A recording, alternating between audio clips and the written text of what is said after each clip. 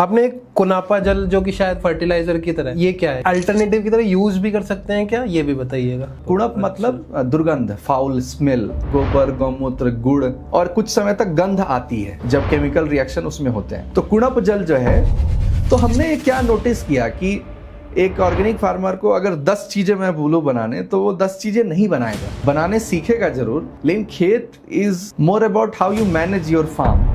आज की हमारी चर्चा रवि सिंह चौधरी जी के साथ है। वो चाणक्य इंटेलिजेंस, ऋषि इंटेलिजेंस, वृक्ष आयुर्वेदा और अभी लॉन्च हुई उनकी नई बुक द डायलेक्टिकल ऋषि के लेखक हैं। इस वार्ता में हम उनसे ऑर्गेनिक और आयुर्वेदिक फार्मिंग पर बात करेंगे, जहां वृक्ष आयुर्वेदा से मिलने वाली सीख और किसानी से जुड़े महत्वपूर्ण बातें सामने आएंगी। साथ ही हम ये समझने की कोशिश करेंगे कि भारतीय किसानों को जो आज की तारीख में चुनौतियां हैं, उनके पीछे की असली वजह क्या है, किसानी से जुड़ी सच्चाई सामने आए, मिथ्या धारणाएं दूर हों और एक ऐसा मजबूत ढांचा तैयार करने की दिशा में बात हो जो किसानों को गरीबी के चक्रव्यूह से बाहर निकालने में सहायक।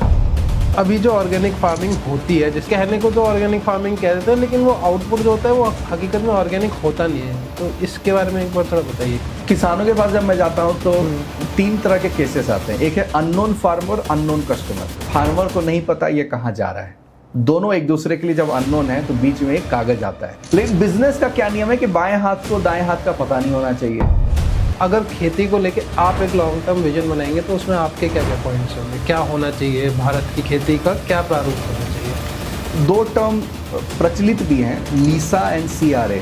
एक है क्लाइमेट रेजिस्टेंट एग्रीकल्चर। कई कंट्री को मैं देखता हूँ, वियतनाम को या कई ऐसी कंट्री को देखता हूँ जो एग्रीकल्चर को ऑलमोस्ट छोड़ चुके हैं, वो फॉरेस्ट्री पे आ गए हैं। ऐसी क्या भारतीय किसानों की जो 50-60 साल की जो ये फर्टिलाइजर वाली जो फार्मिंग है, ऐसी कौन सी छोटी छोटी चेंजेस हैं जो वो कर सकते हैं?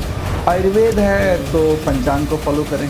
But those who are doing organic, जो प्राकृतिक खेती कर रहे हैं, वो ये आगे पीछे नहीं कर सकते। तो ये नॉलेज लोगों को कहाँ से मिली? उन्हें कहीं ना कहीं तो नॉलेज पहले रही होगी ना।